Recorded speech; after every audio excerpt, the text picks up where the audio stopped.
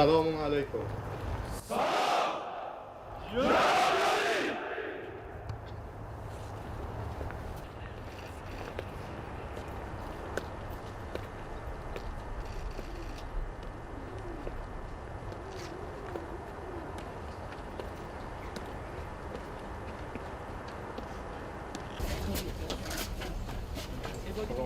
رئیس مجلس ملی خوشبختم. خوشحالم از دیدار شما. رئیس مجلس سلام نمایندگان مجلس حال شما خوبه؟ نخست وزیر خوشبختیم. رئیس دفتر رئیس جمهور خوشبختم خانم. رئیس دفتر سلام علیکم. وزیر اقتصاد سلام علیکم.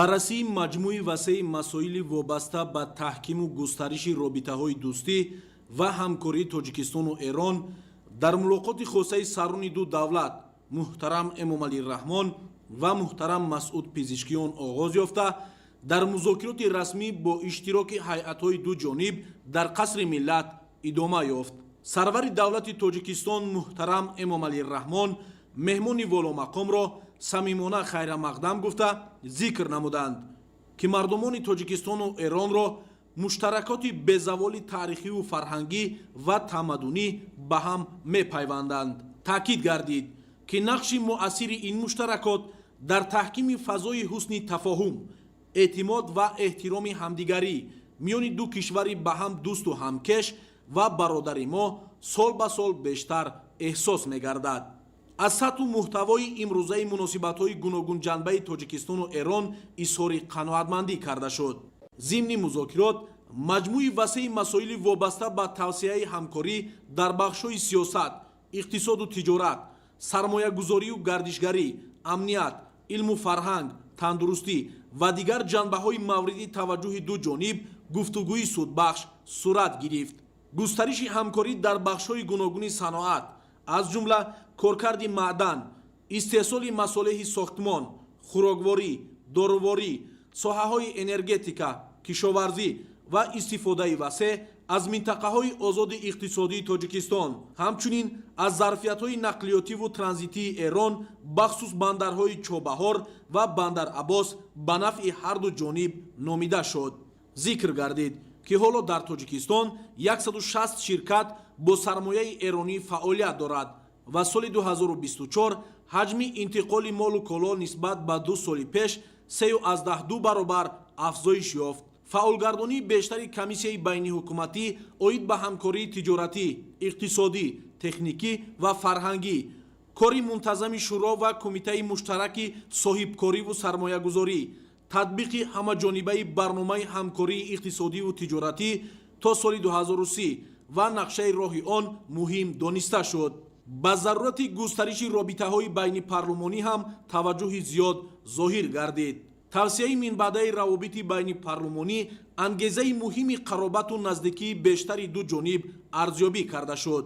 ду ҷониб таҳкиму тавсеяи робитаҳои илмию фарҳангиро муҳим дониста алоқамандии худро ба роҳандозии иқдомҳои муштарак ҷиҳати ҳифзи арзишҳо ва мероси муштараки таърихиву фарҳангӣ ва тамаддунӣ иброз доштанд. табодули андешаҳо ҳамчунин атрофи мавзӯъҳои гуногуни ҳамкорӣ доир ба масоили минтақавию ҷаҳонии мавриди таваҷҷӯҳи ду кишвари дӯст ҷараён гирифт. дар ин робита зарурати ҳамкории ҳамоҳанг дар минтақа ва ҷаҳон дар мубориза бо зуҳуроти номатлуби терроризму ифротгароӣ, қочоқи маводи мухаддир, ҷиноятҳои муташаккили фаромилӣ ва киберӣ таъкид карда шуд. аз рӯи натиҷаҳои мулоқоту музокироти сатҳи олии Тоҷикистону Эрон бо иштирок ва дар ҳузури президенти ҷумҳурии Тоҷикистон, пешвои миллат муҳтарам Эмомалӣ Раҳмон ва президенти ҷумҳурии исломии Эрон муҳтарам Масъуд Пезишкиён 23 санади нави ҳамкорӣ ба имзо расид.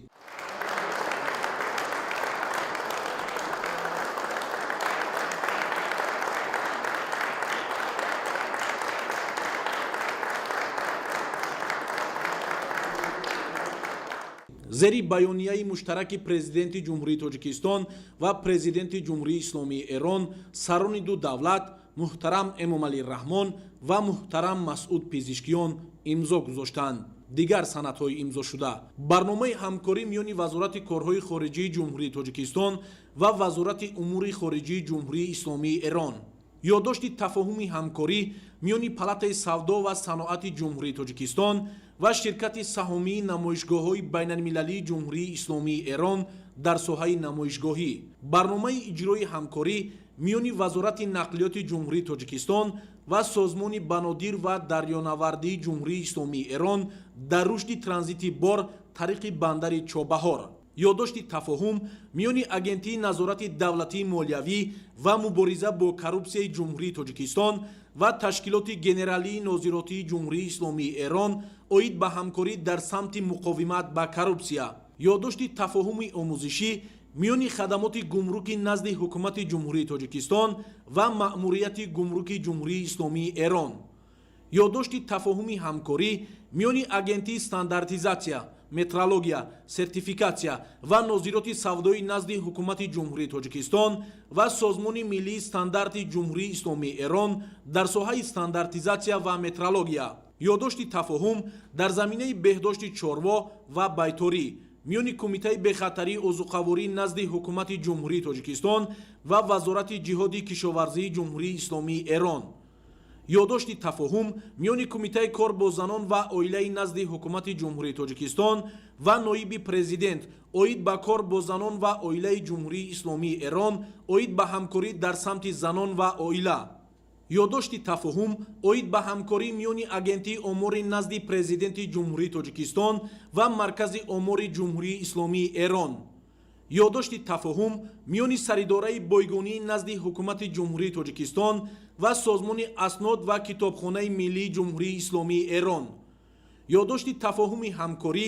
миёни агентии инноватсия ва технологияҳои рақамӣ назди президенти ҷумҳурии Тоҷикистон ва вазорати иртиботот ва фановарии иттилооти ҷумҳурии исломии Эрон, ёддошти тафоҳум оид ба ҳамкорӣ миёни муассисаи давлатии маркази исломшиносӣ дар назди президенти ҷумҳурии Тоҷикистон ва маркази таҳқиқоти илмии маҷмаи ҷаҳонии тақриби мазоҳиби исломии ҷумҳурии исломии Эрон, ёддошти тафоҳум миёни вазорати меҳнат, муҳоҷират ва шуғли аҳолии ҷумҳурии Тоҷикистон ва вазорати мероси фарҳангӣ, гардишгарӣ ва саноеаи дастии ҷумҳурии исломии Эрон оид ба ҳамкорӣ дар соҳаи ҳунарҳои миллӣ ва муосир, ёддошти тафоҳуми ҳамкорӣ миёни маркази тадқиқоти стратегӣ назди президенти ҷумҳурии Тоҷикистон ва маркази пажӯҳишии шӯрои исломии ҷумҳурии исломии Эрон, ёддошти тафоҳум миёни маркази ҷумҳуриявии илмии хуни Тоҷикистон ва созмони интиқоли хуни Эрон, барномаи амалҳои муштарак ба ёддошти тафоҳуми ҳамкорӣ миёни вазорати тандурустӣ ва ҳифзи иҷтимоии аҳолии ҷумҳурии Тоҷикистон ва созмони беҳзистии ҷумҳурии исломии Эрон дар заминаҳои иҷтимоӣ ва ҳимоят аз гурӯҳҳои осебпазир, ёддошти тафоҳум миёни Академияи миллии илмҳои Тоҷикистон ва пажӯҳишгоҳи муҳандисии генетика ва биотехнологияи ҷумҳурии исломии Эрон, ёддошти тафоҳум миёни Донишгоҳи миллии Тоҷикистон ва пажӯҳишгоҳи муҳандисии генетика ва биотехнологияи ҷумҳурии исломии Эрон, ёддошти тафоҳум миёни Донишгоҳи давлатии тиббии Тоҷикистон ба номи Абуалӣ ибни Сино ва пажӯҳишгоҳи муҳандисии генетика ва биотехнологияи ҷумҳурии исломии Эрон, ёддошти тафоҳум миёни Донишгоҳи аграрии Тоҷикистон ба номи Шириншоҳ Шоҳтемур ва пажӯҳишгоҳи муҳандисии генетика ва биотехнологияи ҷумҳурии исломии Эрон. президенти ҷумҳурии Тоҷикистон пешвои миллат муҳтарам Эмомалӣ Раҳмон ва президенти ҷумҳурии исломии Эрон муҳтарам Масъуд Пезишкиён пас аз мулоқоту музокирот ва маросими имзои санадҳо барои воситаҳои ахбори умум нишасти матбуотӣ оростанд. президенти ҷумҳурии исломии Эрон муҳтарам Масъуд Пезишкиён дар доираи сафари давлатӣ дар ҷумҳурии тоҷикистон аз донишгоҳи давлатии тиббии тоҷикистон ба номи Абуалӣ ибни Сино боздид ба амал оварданд. меҳмони олиқадр нахуст аз намоиши адабиёти тиббӣ боздид намуда бо фаъолияти маркази омӯзишии симулятсионии донишгоҳи давлатии тиббии тоҷикистон ба номи Абуалӣ ибни Сино шинос шуданд. маркази омӯзиши симулятсионӣ аз ҳуҷраҳои муоинаи бемор, реаниматсияи дилу шушҳо, ҳуҷраи муоина ва реаниматсияи кӯдакон, ташхиси ултрасадо ва дигар ҳуҷраҳои омӯзиши нозукиҳои соҳаи тиб иборат буда, донишҷӯён имкон доранд ки бо истифода аз муосиртарин дастгоҳу таҷҳизоти соҳавӣ дониш ва касбияти худро ташаккул диҳанд. сипас президенти ҷумҳурии исломии Эрон муҳтарам Масъуд Пезишкиён бо кормандони соҳаи тандурустӣ ва омӯзгорону донишҷӯёни донишгоҳи давлатии тиббии Тоҷикистон ба номи Абуалӣ ибни Сино мулоқот намуданд. дар мулоқот аз раванди ҳамкориҳои мутақобилан судманди Тоҷикистон бо ҷумҳурии исломии Эрон бо қаноатмандӣ ёдоварӣ шуд. дар анҷом президенти ҷумҳурии исломии Эрон муҳтарам Масъуд Пезишкиён ба унвони профессори фахрии донишгоҳи давлатии тиббии Тоҷикистон ба номи Абуалӣ ибни Сино сарфароз гардонида шуд. нимаи дуюми рӯзи 16 январ дар доираи сафари давлатии президенти ҷумҳурии исломии Эрон дар бинои маркази оши шаҳри Душанбе ҳамоиши тиҷоратӣ, сармоягузорӣ ва гардишгарии ду кишвар баргузор гардид ки дар кори он сарони ҳарду давлат муҳтарам Эмомалӣ Раҳмон ва муҳтарам Масъуд Пезишкиён иштирок ва суханронӣ намуданд. иштироки бевоситаи сарони ду давлат дар ин ҳамоиш худ бозгӯй аз аҳамияти борис ва авлавият доштани робитаҳои иқтисодиву тиҷоратӣ, сармоягузорӣ ва гардишгарӣ дар маҷмӯи муносибатҳои гуногунҷанбаи ду кишвари ҳамзабону ҳамфарҳанг аст. сарвари давлати Тоҷикистон муҳтарам Эмомалӣ Раҳмон, президенти ҷумҳурии исломии Эрон Масъуд Пезишкиён, ҳайати ҳамроҳи ӯ ва ҷамъи тоҷирону соҳибкорон ва сармоягузорони эрониро ба Тоҷикистон ва ба ин ҳамоиши басо муҳим хайрамақдам гуфта, муҳимтарин имкону афзалиятҳои гардишгарӣ, сармоягузорӣ ва тиҷорат бо кишвари моро шахсан муаррифӣ намуданд. тавре зикр гардид, дар соли 2024 ҳаҷми тиҷорат миёни ду кишвар тақрибан то 50% нисбат ба соли 2023 афзоиш ёфт, ки аз мавҷудияти зарфиятҳои кофӣ барои тавсеяи минбаъдаи робитаҳои иқтисодии дуҷониб гувоҳӣ медиҳад. муҳтарам Эмомалӣ Раҳмон аз вуҷуди сарватҳои фаровони табиӣ ба мисли об, маъдан, фулузоти нодир, имконоти беандозаи истеҳсоли энергияи сабз ва рушди иқтисоди сабз, роҳандозии ҳамкории судовар дар бахшҳои саноати кӯҳӣ, ғизоӣ, насоҷӣ, кимиё, дорусозӣ, истеҳсоли маводи сохтмон, соҳаҳои энергетика, металлургӣ, мошинсозӣ, кишоварзӣ ва истифода аз зарфиятҳои зиёди гардишгарӣ ёдовар шуда, ҳозиринро ба ҳамкории самарабахш даъват намуданд. таъкид гардид ки ҳукумати ҷумҳурии Тоҷикистон барои сармоягузорон 110 имтиёз ва сабукиҳои молиётиву гумрукӣ дар маҷмӯъ беш аз 240 номгӯи замонатҳои ҳуқуқӣ муқаррар намудааст. президенти ҷумҳурии исломии Эрон Масъуд Пезишкиён низ дар навбати худ омодагӣ ва алоқамандии ҳукумат ва доираҳои соҳибкорию сармоягузории Эронро ба таҳким ва густариши робитаҳо бо Тоҷикистон таъкид намуда, ҳарду ҷонибро ба дарёфти роҳҳои наву судовари ҳамкорӣ даъват намуданд.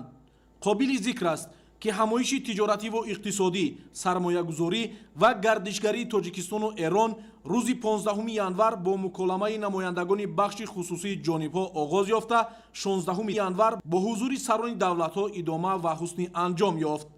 аз рӯи натиҷаҳои чорабиниҳои мазкур 13 санади нави ҳамкорӣ байни соҳибкорону сармоягузорони Тоҷикистон ва Эрон ба маблағи зиёда аз $460 миллион ба имзо расонида шуд. натиҷаҳои рушди иқтисодиву иҷтимоӣ дар соли 2024 ба корбурдани имкониятҳои мавҷуда барои афзун гардонидани маҷмӯи маҳсулоти дохилӣ, ташкили коргоҳу корхонаҳои нави саноатӣ ва таъмини сокинони мамлакат бо кори доимӣ, ба роҳ мондани кишти такрорӣ, мақсадноку оқилона истифода бурдани замин ва густариш бахшидани раванди омодагӣ ба ҷашни 35-солагии истиқлоли давлатӣ аз ҷумлаи масъалаҳое буданд, ки дар маҷлиси васеи ҳукумати ҷумҳурии Тоҷикистон таҳти раёсати президенти ҷумҳурии Тоҷикистон, пешвои миллат раиси ҳукумати кишвар муҳтарам эмомалӣ раҳмон мавриди таҳлилу баррасии ҳамаҷониба қарор гирифтанд.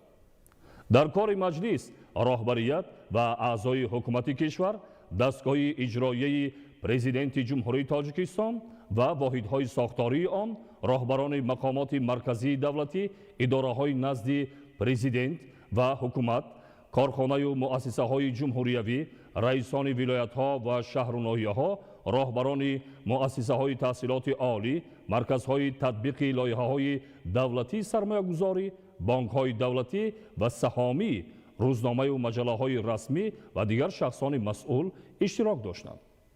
гузориш дар ин хусус. 17 январ дар бинои ҳукумати ҷумҳурии Тоҷикистон таҳти раёсати президенти ҷумҳурии Тоҷикистон, пешвои миллат, раиси ҳукумати кишвар муҳтарам Эмомалӣ Раҳмон, маҷлиси васеи ҳукумати ҷумҳурии Тоҷикистон баргузор гардид. дар кори маҷлис роҳбарият ва аъзои ҳукумати кишвар, дастгоҳи иҷроияи президенти ҷумҳурии Тоҷикистон ва воҳидҳои сохтории он, роҳбарони мақомоти марказии давлатӣ, идораҳои назди президент ва ҳукумат, корхонаву муассисаҳои ҷумҳуриявӣ, раисони вилоятҳо ва шаҳру ноҳияҳо, роҳбарони муассисаҳои таҳсилоти олӣ, марказҳои татбиқи лоиҳаҳои давлатии сармоягузорӣ, бонкҳои давлатӣ ва саҳомӣ, рӯзномаву маҷаллаҳои расмӣ ва дигар шахсони масъул иштирок карданд.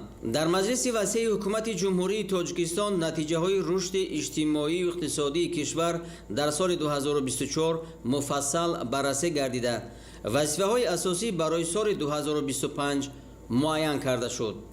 дар қисмати аввали маҷлис нахуст ҳисоботи сарвазири кишвар Қоҳир Расулзода оид ба натиҷаҳои рушди иқтисодӣ ва иҷтимоӣ дар соли 2024 шунида шуд. тавре таъкид гардид, соли 2024 дар ҳаёти сиёсиву иқтисодии кишвар як қатор пешравиҳои назарраси иҷтимоию иқтисодӣ ба миён омад. дар натиҷаи татбиқи сиёсати хиратмандона ва дурбинонаи президенти кишвар рушди иқтисодиёт дар сатҳи устувор нигоҳ дошта шуд. ба таъкиди сарвазири кишвар, дар давраи ҳисоботӣ ҳаҷми маҷмӯи маҳсулоти дохилӣ ба 153.4 миллиард сомонӣ баробар гардид, ки нисбат ба соли 2023 22.6 миллиард сомонӣ зиёд мебошад. таваррум дар сатҳи 3.6% нигоҳ дошта шуд, ки ин нишондиҳанда нисбат ба соли 2023 0.2 банди фоизӣ кам мебошад. соли гузашта нақшаи қисми умумии даромади буҷети давлатӣ иҷро гардида, воридоти маблағҳо ба буҷет 46.9 миллиард сомониро ташкил дод, ки нисбат ба нақшаи пешбинишуда 1.8 миллиард сомонӣ зиёд мебошад. дар соли 2024 нақшаи ҷамъоварии андозу пардохтҳо аз ҷониби Кумитаи андоз дар сатҳи 105.3% ё 20.4 миллиард сомонӣ ва хадамоти гумрук 106.8% ё 9.7 миллиард сомонӣ таъмин гардид, ки нисбат ба нақша мутаносибан 1 миллиарду 18 миллион сомонӣ ва 618 миллион сомонӣ зиёд мебошад. зикр гардид, ки ба қисми даромади буҷети суғуртаи иҷтимоӣ ва нафақа аз ҳисоби андози иҷтимоӣ 3.8 миллиард сомонӣ ворид гардид, ки нисбат ба нақша 9.4% зиёд мебошад. сарвазири кишвар иброз доштанд, ки дар соли ҳисоботӣ суръати рушди соҳаи саноат 20% таъмин ва ҳаҷми сесоли маҳсулот ба 53.8 миллиард сомонӣ баробар гардид.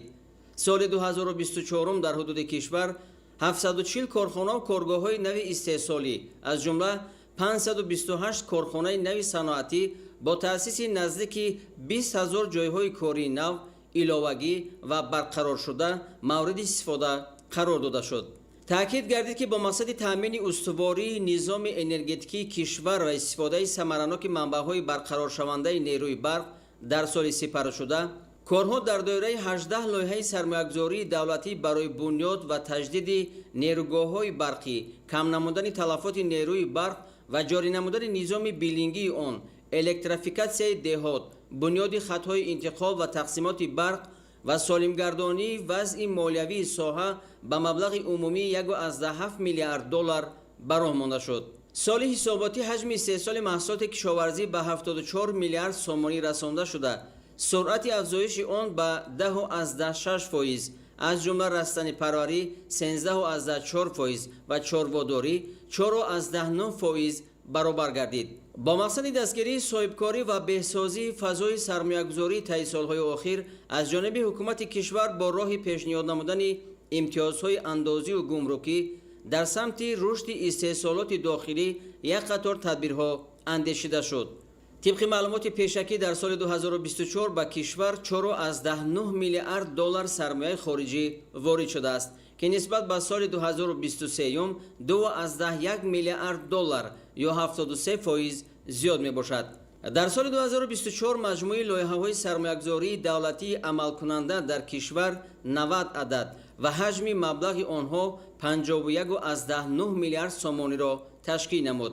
در نتیجه اندیشیدن چاره‌های عملی سال 2024 گردش سودا 13.6% افزایش یافته، حجم آن به 65.8 میلیارد سومانی برابر گردید. سروزیر کشور اظهار داشتند که در دوره حساباتی شماره مؤسسه‌های تا مکتبی در جمهوری به 744 عدد رسید که در مقایسه با سال 2023 27 مؤسسه زیاد می باشد. شماره مرکزهای انکشاف بروقتی کودک باشد در این دوره 503 عدد زیاد شده است. سال 2024 در جمهوری 273 عدد مؤسسه تحصیلات میانه عمومی و بنا و صنفخانه‌های علاوگی برای 57610 جای نشست در یک بست بنیاد گردید.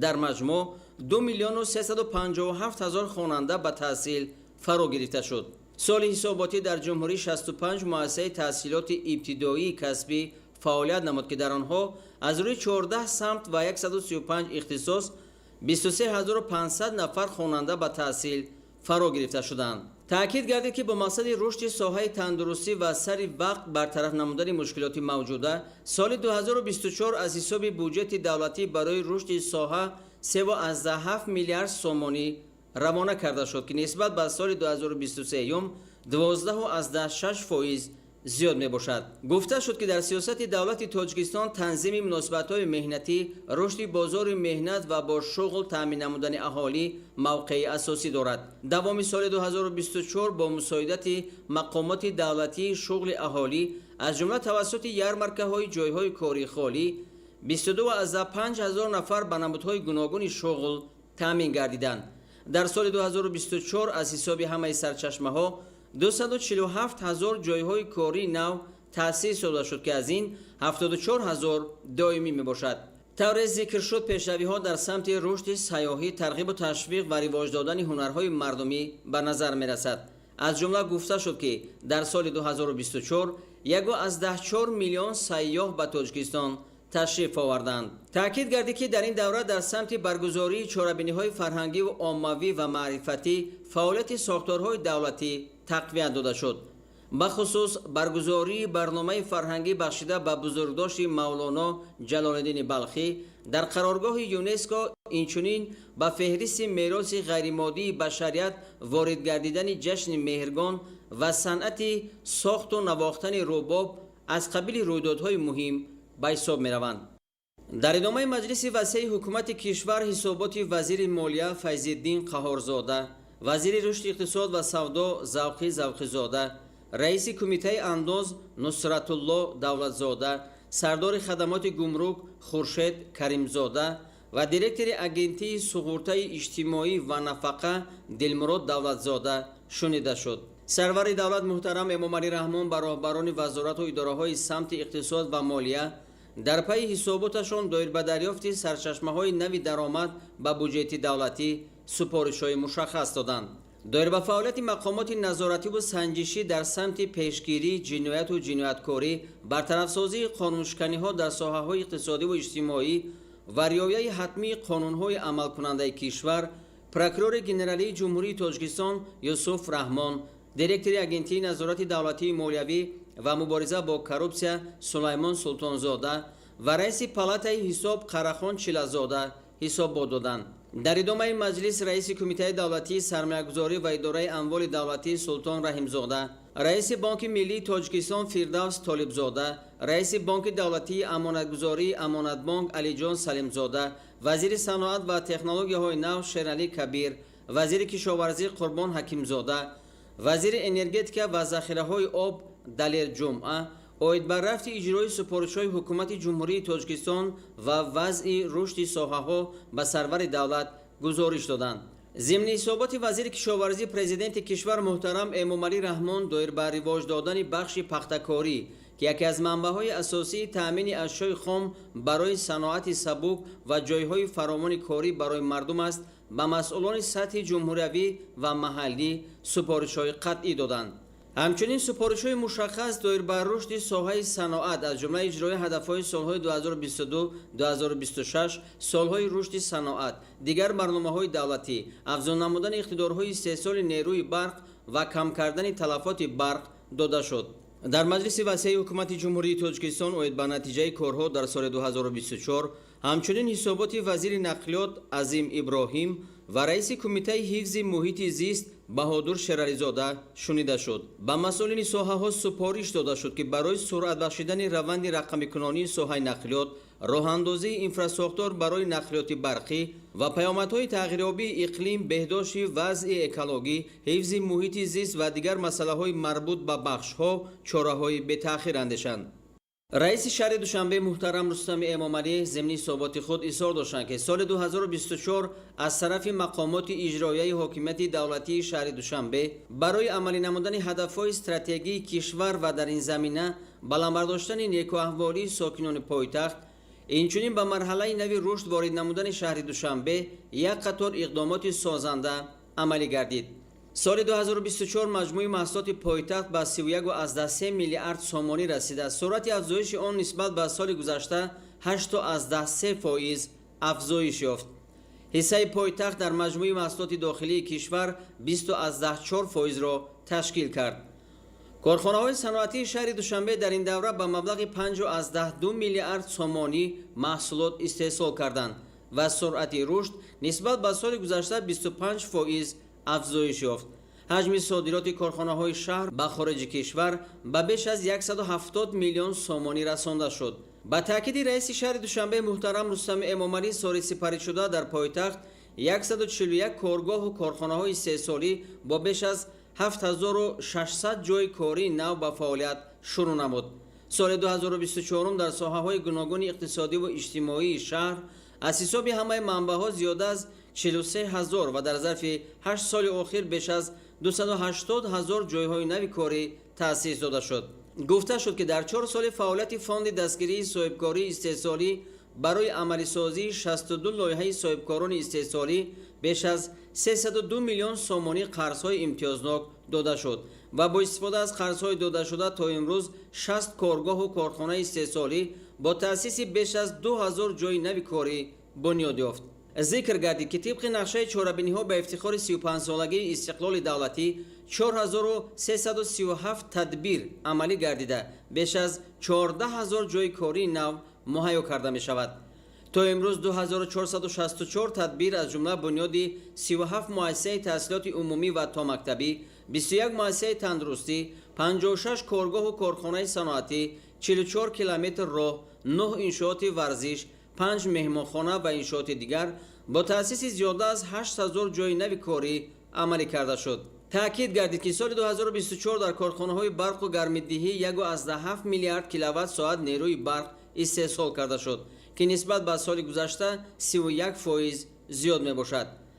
барои эҳтиёҷоти шаҳр 4.2 миллиард киловатт-соат нерӯи барқ истифода гардид ки нишондиҳанда нисбат ба соли гузашта 535 миллион киловатт-соат зиёд аст. маблағи умумии барқи истифодашуда 1.5 миллиард сомониро ташкил дода ҷамъоварии маблағи он ба 96% нақша баробар гардид. дар давраи ҳисоботӣ ҳаҷми умумии маблағгузорӣ ба сармояи асосӣ аз ҳисоби ҳамаи манбаъҳо ба 6.1 миллиард сомонӣ баробар гардид ки нисбат ба ҳамин давраи соли гузашта 20% зиёд мебошад. дар ин давра сармоягузории мустақим ба иқтисодиёти шаҳр ба 1 миллиард сомонӣ баробар гардид ки нишондиҳанда нисбат ба соли 2023 320 миллион сомонӣ زیاد می باشد. سال 2024 بیش از 635,000 متر مربع و در 8 سال اخیر زیاده از 3 میلیون متر مربع خانه‌های استقامتی و مرکزهای سودا و خدمت‌رسانی به استفاده سپرده شد. سالی سپری شده برای اجرای کارهای ساختمان و لایحه‌کشی 927 میلیون سومانی مبلغ‌های بودجتی روانه گردیده. یک قطار انشاءات و انفراساختار ساحه‌های معارف و تندرستی و شبکه‌های مهندسی به طور زمانوی، طرح‌ریزی و نوسازی گردیدند. دوام سال 2024 از حساب همه سرچشمه‌ها در شهر دوشنبه 32 کیلومتر راه‌ها با مبلغ 617 میلیون سومانی ساختمان و نوسازی شد. در ظرف 8 سال اخیر در پایتخت 192 کیلومتر راه‌ها با مبلغ بیش از 3 میلیارد سومانی نوسازی گردید. با مقصد گزارش به اقتصاد سبز سال 2024 30 الکتروبوس به استفاده ساکنان قرار داده شد و خریداری باز 60 الکتروبوس در نظر است. برای تطبیق کنسپسیون نقلیاتی برقی یکجا با شرکت‌های کرایه‌کش و صاحبکاران 4350 ماشین برقی وارد گردیده. پارک نقلیاتی شرکت‌های کرایه‌کش پررا به نقلیات برقی گذرانده شد. بودجت شهر در سال 2024 به مبلغ 4.6 میلیارد سومانی یا 11% بر زیاد اجرا گردید که نسبت به نقشه 452 میلیون سومانی زیاد می باشد. سال 2024 به اقتصاد پایتخت 4.7 میلیارد سومانی سرمایه خارجی جلب گردیده. در 8 سال اخیر این رقم به 30 میلیارد سومانی رسید. حالا در پایتخت عملی سازی 17 لایحه سرمایه‌گذاری به مبلغ 3.2 میلیارد سومانی ادامه دارد که در دایره آنها تا امروز کارها در حجم بیش از 2.3 میلیارد سومانی انجام داده شده است. مسائل بهتر نمودن شرایط مؤسسه‌های تعلیمی، بلند برداشتن صفت تعلیم، سطح دانش خوانندگان و سویه کسبی آموزگاران تحت غمخواری و دستگیری دائمی رهبریت شهر قرار دارد. ابراز داشتند رئیس شهر دوشنبه محترم رستم امامعلی. با این خاطر سال 2024 در شهر دوشنبه 7 مؤسسه تعلیمی با 13620 جای نشست و 3 مؤسسه تا مکتبی برای بیش از 500 تربیت گیرنده ساخته به استفاده داده شد. در 8 سال اخیر 53 مؤسسه تحصیلات میانه عمومی با 96700 جای نشست و 25 مؤسسه تا مکتبی برای 4800 تربیت گیرنده بنیاد کرده شد.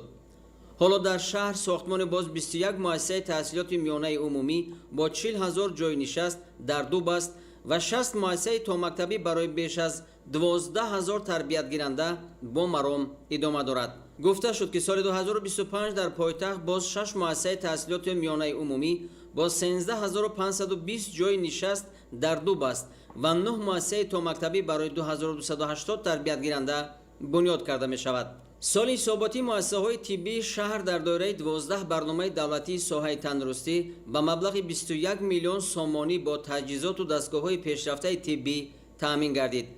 با مقصد تطبیق سیاست دولتی جوانان، رشد تربیت جسمانی و عمومی‌گردانی ورزش در این دوره نخستین مسابقه بین المللی گرند اسلم آید به گشتین جودو، نخستین چمپیونات جهان آید به گشتینگیری، نخستین چمپیونات جهانی جودو میان جوانان تا 21 ساله و نخستین چمپیونات جهان آید به سامبو با اشتراک ورزشکاران از 167 دولت دنیا برگزار کرده شد. تاکید کرده شد که با مقصد سبز و خرمگردانی شهر سال سپری شده بیش از 400,000 بیخ درخت و بوته‌ها و 19 میلیون بیخ گل‌های موسمی و بسیار ساله شنانده شد.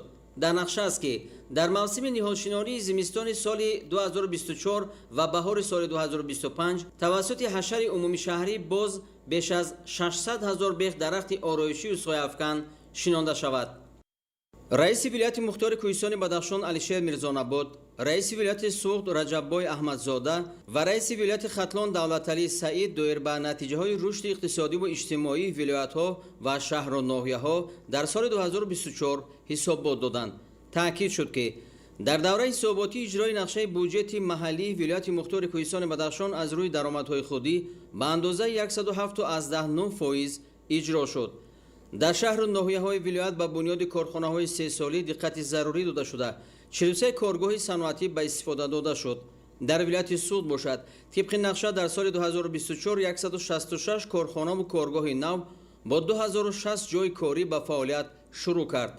در این دوره حجم استحصال محصولات صنعتی ولایت به 30 میلیارد سومانی رسانده شد. در ولایت ختلان دوام سال 2024 155 انشاءات ساحه معارف به استفاده داده شد که 58 عدد آن به مبلغ عمومی 90 میلیون سومانی از حساب صاحبکاران محلی بنیاد گردیده است.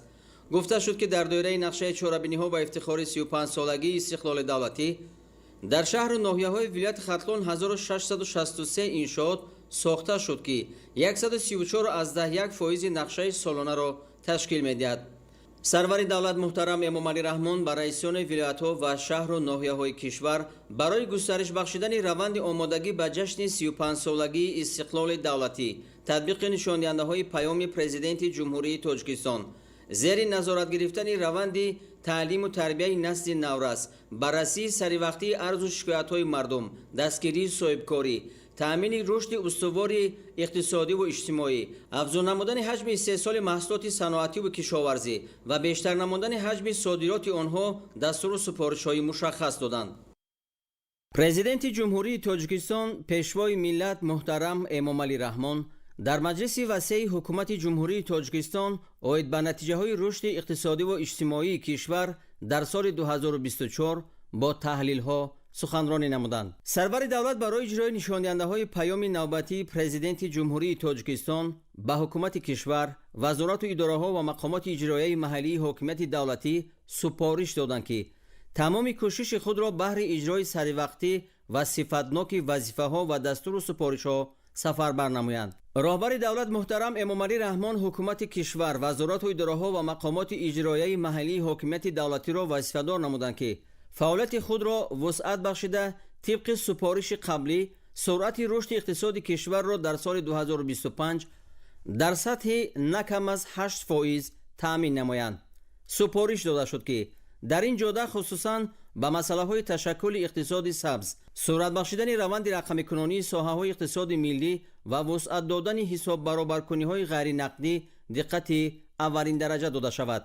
پرزیدنت کشور استفاده ثمرناک اقتدارهای موجوده، تشکیل کارخانه‌های نوی استحصال محصولات رقابتناک با ارزش بلند علاوه شده، تقویت اقتدار صادراتی کشور، تأسیس جایهای نوی کاری و بهتر نمودن صفت خدمت‌رسانی‌های اجتماعی را از جمله مسائل اولین درجه نامیدند. تأکید گردید که در سال 2024 با مقصد اجرای نقشه چهاربینی‌های ضد بحرانی حکومت و تطبیق لایحه‌های افزایندناک سرمایه‌گذاری از شریکان رشد بیش از 16 میلیارد سومانی گرانت و قرض‌های امتیازناک جلب کرده شد. ساختارهای مربوطه وظیفه‌دار شدند که اجرای برنامه‌های مشترک اصلاحات را با نهادهای بین‌المللی مالیوی سر وقت تأمین نموده برای ادامه دادن روند جلب مبلغ‌های گرانتی و قرض‌های امتیازناک به ساحه‌های اقتصاد ملی و دستگیری بودجه دولتی چاره‌های عملی اندیشند. با مقصد تأمین نمودن بازار استعمالی و کاهش دادن وابستگی بازار داخلی از مال و محصولات وارداتی، سرور دولت ضرور شمردند که برای افزایش دادن حجم استحصال محصولات صنعتی و کشاورزی و استفاده ثمرناک اقتدارهای موجوده تدبیرهای علاوه‌ای اندیشیده شده معتدل نگاه داشتن نرخ‌ها در سال جاری تأمین گردد. راهبر دولت محترم امام علی رحمان آمار محصولات صنعتی غذایی را که از بیرون وارد می‌شود تحلیل نموده تأکید داشتند که اکثر این محصولات باید در داخل کشور استحصال شود.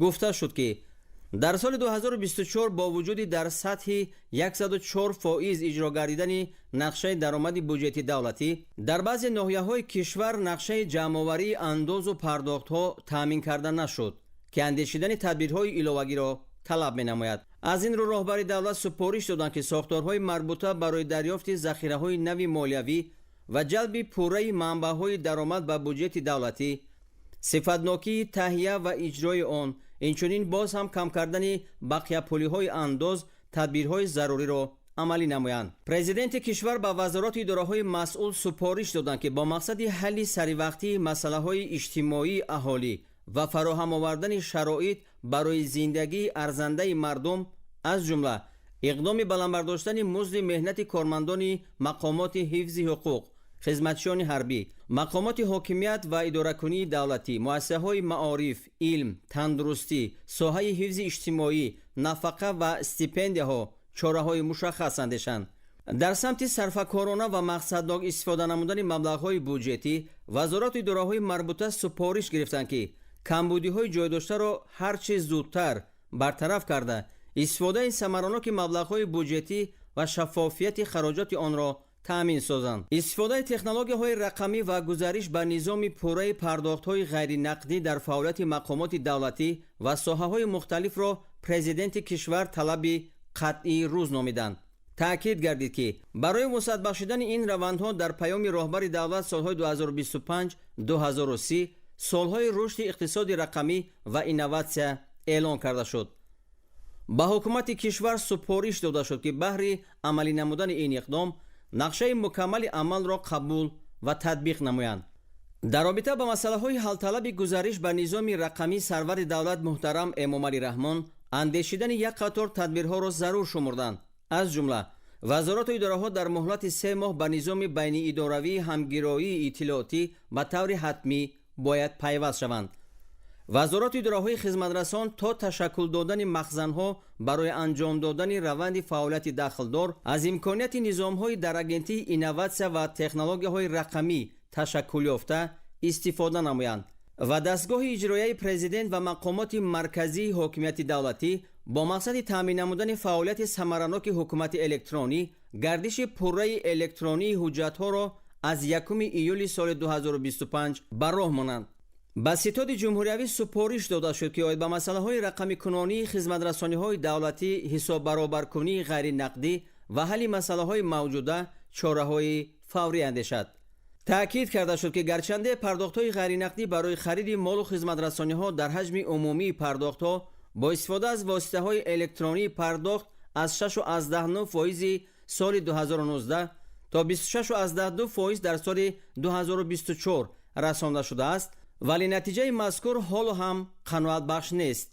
بنابراین بانک ملی وظیفه‌دار گردید که یکجا با وزارت اداره‌های داخلدار با مقصد وسعت بخشیدن حساب برابر کنی‌های غیر نقدی و رشد انفراساختار نظام پرداخت تدبیرهای علاوه‌ای اندیشد. پرزیدنت کشور محترم امامعلی رحمان تاکید نمودند که هرچند در سال 2024 سرمایه مستقیم خارجی به کشور بیش از 4.3 میلیارد سومانی را تشکیل داده، نسبت به سال 2023 39% افزایش یافته است، ولی حجم آن برای قانع گردانیدن طلبات رشد اقتصاد کشور حال هم کافی نیست. با کمیته دولتی سرمایه‌گذاری و اداره اموال دولتی، وزارت و اداره‌ها و مقامات اجرایی محلی حکومت دولتی سپارش داده شد که جلب سرمایه مستقیم را به مراتب افزایش دهند.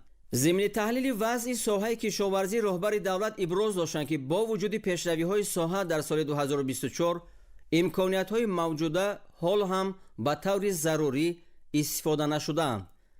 در رابطه با این ضرور شمرده شد که برای استفاده ثمراناک زمین‌های کشت، بلند برداشتن حاصلخیزی آنها، تامین نمودن خواجگی‌های کشاورزی با تخمی بلند صفت زراعت‌های کشاورزی به خصوص پخته و غله‌دانگی‌ها و در این زمینه تأسیس دادن جایهای نویکاری و زیاد کردن حجم استحصال محصولات کشاورزی تدبیرهای علاوه‌ای اندیشیده شوند. برای رسیدن به هدف استراتژی صنعت کنونی با سرعت کشور و طلبات برنامه دولتی رشد صادرات برای سالهای 2021-2025 وزارت صنعت و تکنولوژی‌های نو وظیفه‌دار گردید که یکجا با دیگر وزارت و اداره‌ها و مقامات اجرایی محلی حکومت دولتی کمبودی‌های ساحه را اصلاح نموده با استفاده از تمام ذخیره و امکانات‌ها رشد صنعت را تقویت بخشد.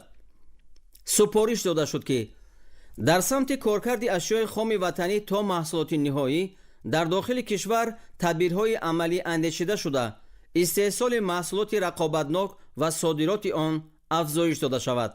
ضمن تحلیل وضع ساحه انرژتیک به خصوص تولید نیروی برق، سرور دولت محترم امامعلی رحمان تاکید نمودند که در سال حساباتی حجم استحصال نیروی برق در کشور 22.4 میلیارد کیلووات ساعت را تشکیل داد که نسبت به سال 2023 567.6 میلیون کیلووات ساعت یا 2.6% زیاد می باشد. ولی در ساحه انرژتیک کشور با وجود سپارش‌های داده شده حال هم یک قطار مشکل‌های حل طلب باقی ماندند که بر روند استحصال و حجم تأمینات برق تأثیر منفی رسانده ایستاده است. از جمله تلفات نیروی برق که تا هنوز در سطح بلند و تشویش‌آور باقی مانده سال 2024 20% را تشکیل داده است و سطح ناپوره جمع‌آوری مبلغ استفاده نیروی برق که در این دوره به 91% رسانده شده است از جمله مشکلات حل طلبی ساهم می باشند. راهبر دولت محترم امامعلی رحمان وابسته به این وزارت و اداره‌های مربوطه ساحه را وظیفه‌دار نمودند که تطبیق سریع و با صفت لایحه‌های کم کردن تلفات نیروی برق را تأمین نمایند. ضرور شمرده شد که دایر به هر چیز زودتر جاری نمودن نظام بیلینگی به حسابگیری پوره استفاده برندگان نیروی برق و یکجا با مقامات اجرایی محلی حاکمیت دولتی سریع وقت جمع‌آوری کردن مبلغ نیروی برق چاره‌های قطعی اندیشیده شوند. در پیام پرزیدنت کشور تاکید گردیده است که از ماه می سال 2027 از حساب استحصال نیروی برق در نیروگاه راغون و سلسله نیروگاه‌های دریای وخش نارسایی نیروی برق در کشور پوره برطرف و تاجیکستان به استقلال کامل انرژتیکی نایل می‌گردد. وابسته به این راهبر دولت به حکومت کشور و دیگر مسئولان سپارش دادند که کارهای ساختمان را سرعت بخشند. سرور دولت محترم امامعلی رحمان ضمن تحلیل وضع ساحه‌های اجتماعی تاکید داشتند که با مقصد بلند برداشتن سطح و صفت تعلیم و تربیت و عملی‌گردانی اصلاحات ساحه معارف در کشور استراتژی و برنامه‌های مختلف قبول و عملی گردیده ایستاده است. به وزارت و اداره‌های داخلدار سپارش داده شد که برای تطبیق پوره و صفتناک برنامه و استراتژی‌های قبول شده چاره‌های سریع وقتی و قطعی اندیشند. سپارش‌های دیگر به ساختارهای مربوطه برای بلند برداشتن صفت تحصیلات داده شد. با وزارت معارف و علم کمیته عاید به تحصیلات ابتدایی و میانه کسبی، агентии назорат дар соҳаи маориф ва илм ва дигар вазорату идораҳои дахлдор супориш дода мешавад ки ҷиҳати баландбардоштани сифати таҳсилот чораҳои қатъӣ андешида бо истифода аз таҷрибаи пешқадам механизми муосири арзёбии онро таҳия ва роҳандозӣ намояд. вазорати маориф ва илм ва муассисаҳои таҳсилоти олии касбиро зарур аст ки ҷиҳати ҷалби довталабон тарғибу ташвиқ و کارهای فرماندهی را در بین ختم کنندگان تقویت باشد. وابسته به این سپارش در پیام راهبر دولت داده شده را بار دیگر خاطر رسان می‌نمایم که در 5 سال آینده با استفاده از همه سرچشمه‌های مبلغ‌داری و با در نظر داشت هدفی گذاشته شده در خصوص فراگیری 50% کودکان سن سال تا مکتبی بنیاد 800 مؤسسه تحصیلاتی تا مکتبی و بیش از 1000 مؤسسه تحصیلاتی عمومی باید تامین کرده شود. این در ظرف 5 سال با نقشه میگیرید، رئیسای شهرنایان و بنیاد میکنید. باید یگان دهه محل زیست به مؤسسه تا مکتبی وجود نداشته باشد در حدود مملکت.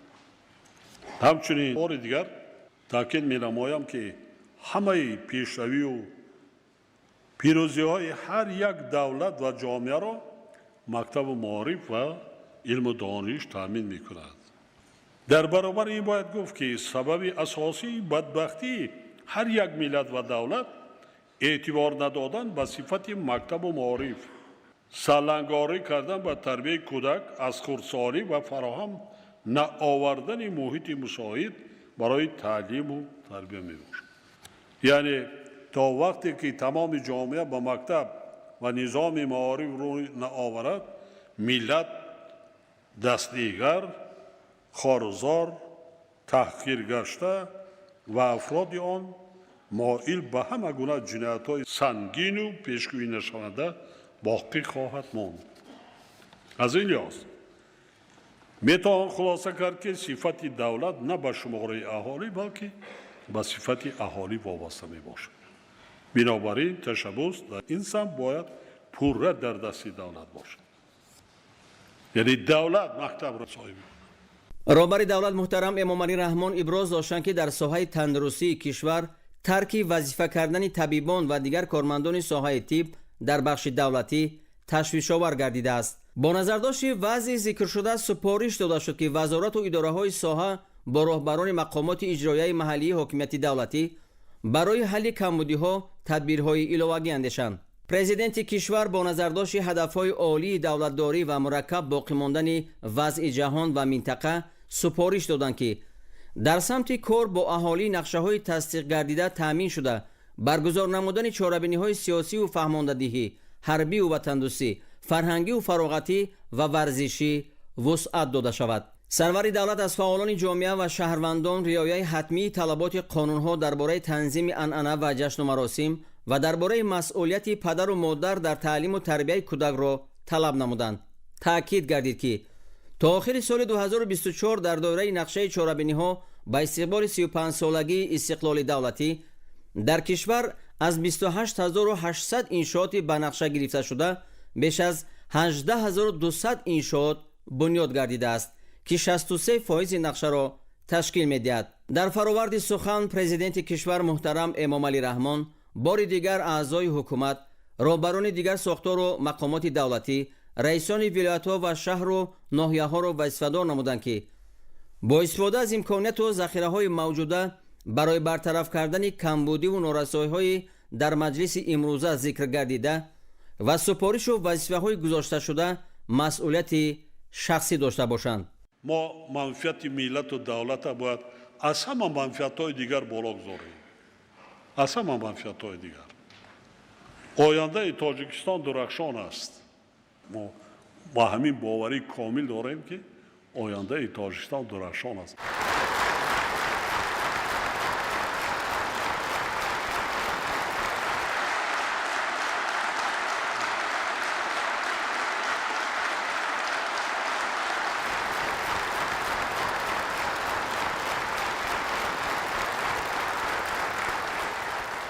جمهوری تاجیکستان در زمینه سیاست خارجی درهای گشاده با کشورهای جهان رابطه‌های گوناگون جنبه را به راه مانده است.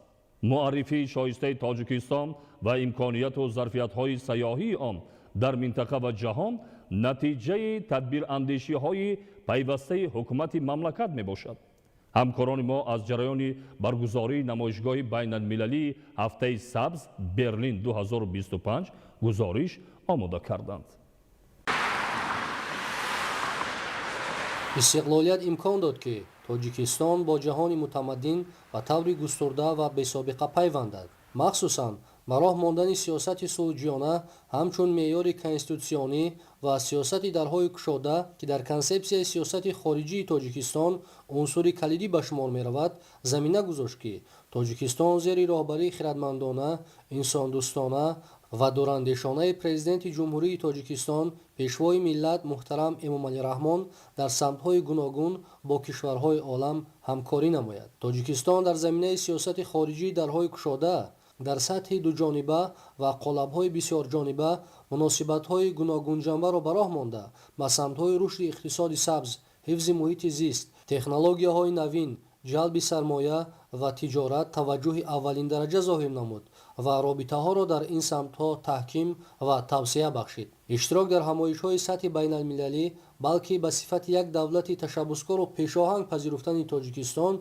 از مهمترین دستاوردها در سیاست خارجی تاجیکستان محسوب می‌شود. با تشبث حکومت جمهوری تاجیکستان و نهاد مسئول دستاندرکار وزارت کشاورزی تاجیکستان همچون ادامه منطقی سیاست صلح‌جویانه و فراگیر تاجیکستان با معرفی محصولات از جهت اکولوژی تازه و با طبیعت و اقلیم تاجیکستان خاص محصول دستی هنرمندان و دیگر ظرفیات طبیعی وطنی در نمایشگاه بین المللی هفته سبز برلین 2025 در قطار زیاده از 61 دولت دنیا اشتراک نمود. قابل ذکر است که مکان برگزاری نمایشگاه بین المللی هفته سبز در میدان پوشیده مس برلین یعنی در مجموعه بزرگ نمایشگاه در شهر برلین جمهوری فدرالی آلمان مقرر گردیده است. برلین اکسپو سنتر سیتی مفهومی نوی نمایشگاه بزرگ بین المللی شهر برلین است که به طور معمول استفاده می شود و هر سال در اینجا بزرگترین نمایشگاه های بین المللی گذرانیده می شوند. نمایشگاه بین المللی هفته سبز برلین 2025 از سنه 17 تا سنه 26 ینور ادامه می یابد. تاجیکستان در این نمایشگاه بزرگ مال و محصولات از جهت اکولوژی تازه کشاورزی، صنعت خوراکواری، نگاره‌ها از گوشه‌های زیبا منظره تاجیکستان، هنرهای مردمی، موادهای معرفی کننده امکانیت‌های سرمایه‌گذاری در ساحه کامپلکسی اگروصنعتی، اقتدارهای اکوکشاورزی و امکانیت‌های سیاحی تاجیکستان را به نمایش و معرفی گذاشت. اشتراک در نمایشگاه بین‌المللی هفته سبز باز یک امکانیت خوب است برای معرفی شایسته تاجیکستان. ضمن معرفی مال و محصولات، شرکت‌های وطنی و صاحبکارانی که در این نمایشگاه بزرگ اشتراک دارند با شرکت‌های خارجی شرطنامه‌ها و سازشنامه‌های همکاری به امضا رسانیدند که این برای راه یافتن استحصالات وطنی و دیگر ظرفیت‌های کشاورزی، هنرمندی و سیاحی تاجیکستان امکانیت مفید است. اینجا مثل برلین، مرکز برگزاری نمایشگاه بزرگ بین‌المللی هفته سبز در جمهوری فدرالی آلمان واقع در شهر برلین. تاجیکستان نیز امروز خوشبختانه با سیاست درهای گشوده صلح‌جویانه همچون معیار کنستیتوسیونی با در قطار زیاده از 61 دولت دنیا مال و محصولات خود را معرفی کرد.